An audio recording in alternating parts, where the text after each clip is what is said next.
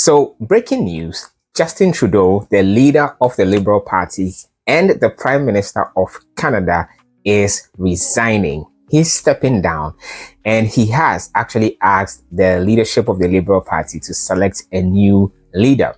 Now, Trudeau is going to be the leader and going to be the Prime Minister up to when the new leader is selected, but that is expected to happen before Parliament resumes on March 24, 2025.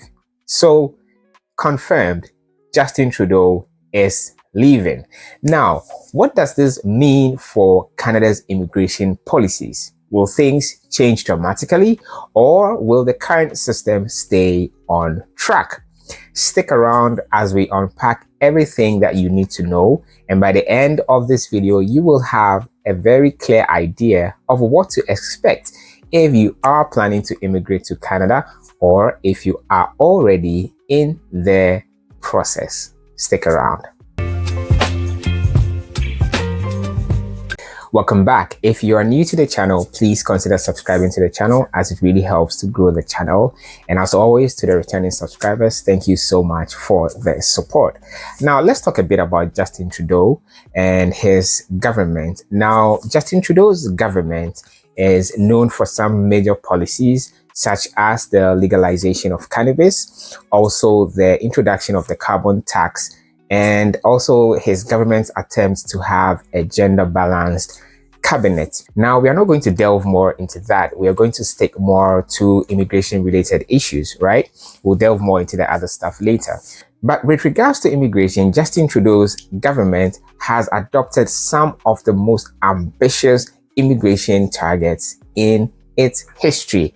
One of those was aiming to bring in about 500,000 new permanent residents annually by 2025. Now, the reasoning behind that was to address labor shortages and support economic growth, and also combat an aging population. So under Trudeau, programs like the Express Entry System, the Provincial Nominee Program, and the AIP, the Atlantic Immigration Pilot, were introduced and flourished.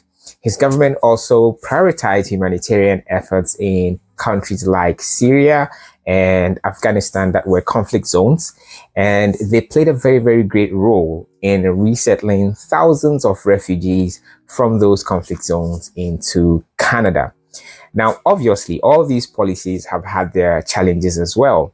Critics have pointed out that there are significant backlogs in processing applications, the huge housing shortages and living costs that have also gone up, and also the strain on public infrastructure are just to name a few. So with Justin Trudeau now stepping down, these issues are definitely going to influence what happens next. And that is what we are going to delve into. So what happens now that Trudeau is resigning?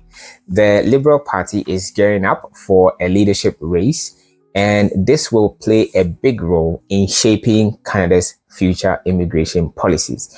Now, we are going to discuss this by looking at three scenarios that could play out after the selection of a new leader.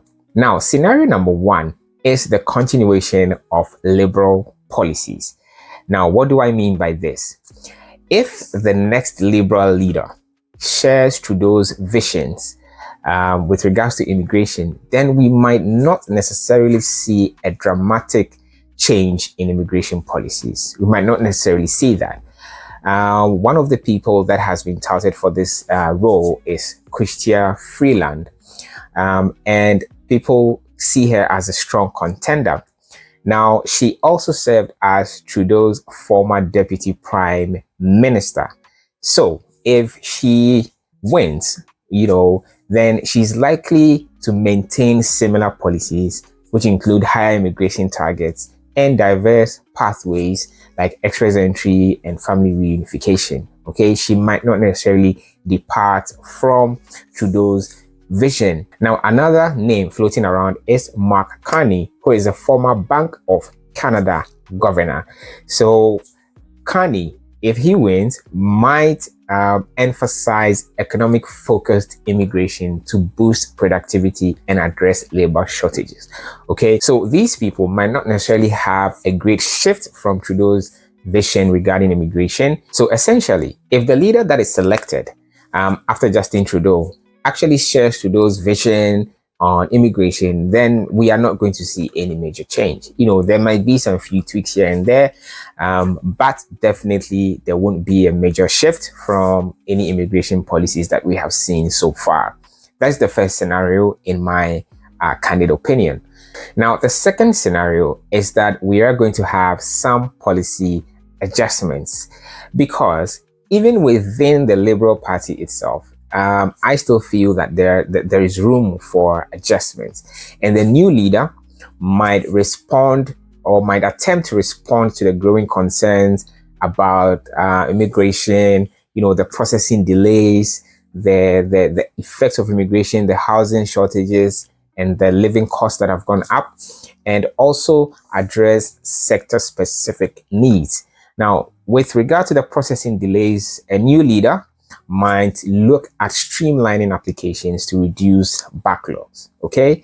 And also with regard to the housing shortages and the rental costs that have gone up, a new leader might, make some policy adjustments to introduce settlement programs that ensure immigrants have access to affordable housing, or try to bring in immigrants at a very slow pace in order not to put so much pressure on existing housing, as that has been known to affect the rising housing costs and living costs as well.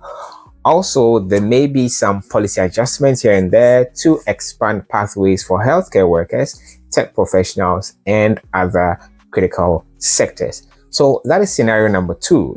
There might be someone that's coming in that would seek to address these challenges head on, as the Conservatives have also been using these challenges to bash the Liberals. So a new leader might want to address these, and this is what I think would be scenario number two, as we'll be seeing some policy adjustments here and there. Now, scenario number three is a bit of a wild card. That is, if a new government takes over. Okay, now if Trudeau's resignation leads to a federal election, then there is a chance that the Conservatives could come to power. Now, historically, the Conservative Party has taken a different approach to immigration. So we are going to have a leader that does not share Trudeau's vision and plan on immigration, and he's going to depart from from those policies and from that vision completely. Okay, now the Conservatives have their focus on tightening controls to ensure economic alignment. So you're going to tighten immigration controls to ensure that immigration aligns to economic needs. Secondly, they would look at reducing overall immigration targets. So while the Liberal Party and Justin Trudeau were looking at increasing targets, the Conservative Party would look at reducing those targets more further. And another thing is that the Conservatives have also focused, or have been focused, on balancing skilled immigration with domestic job availability. Okay, so they are more interested in skilled immigration being tied to job availability, so that when people are coming from outside to Canada, they are actually going to get jobs to do, rather than we having that situation in 2024 where there were so many students rather than skilled workers, and there were just not any jobs for them. So this is just scenario number three, in my opinion. If Trudeau's resignation leads to a federal election and the Conservative Party wins and comes to power, then definitely guaranteed, for sure, that we are going to see a huge departure in the current, we are going to see a huge departure from the current immigration policies and see many drastic changes that would heavily impact immigration. Now, if we see this happen, if this actually happens, then we are going to see some significant shifts, including fewer spots for, refugee programs and all the other programs, and all those programs, trust me, will be affected. That is just my opinion, and that is scenario number 3. Now, let us look at whether there are going to be any immediate impacts that are going to be felt. Now, for those of you currently in the immigration process, here are a few things that I think you should know or you should keep in mind. Now, the first one is that I personally do not think that there are going to be any huge immigration changes immediately. Okay, I think that the system in place will continue to operate while the Liberal Party selects a new leader. Now, bear in mind, like I mentioned, that the Liberal Party is expected to select a new leader before March 24th, 2025. And I think, in my honest opinion, that from now till March 24, 2025, there are not going to be any huge immigration policy changes that are going to be put forward. That is just my opinion. I may be wrong. And if there are any that come up, be sure to know that I will be one of the people that would be here to tell you about it and to explain it in detail. But in my honest opinion, I don't think that for now there are going to be any changes. Now, secondly, I think that there is going to be a bit of uncertainty, while they are transitioning from Trudeau to the new leader. And I think that during that process, this might affect application timelines. Okay, application processing timelines might slow down temporarily. That's what I think. Okay, that's just my opinion.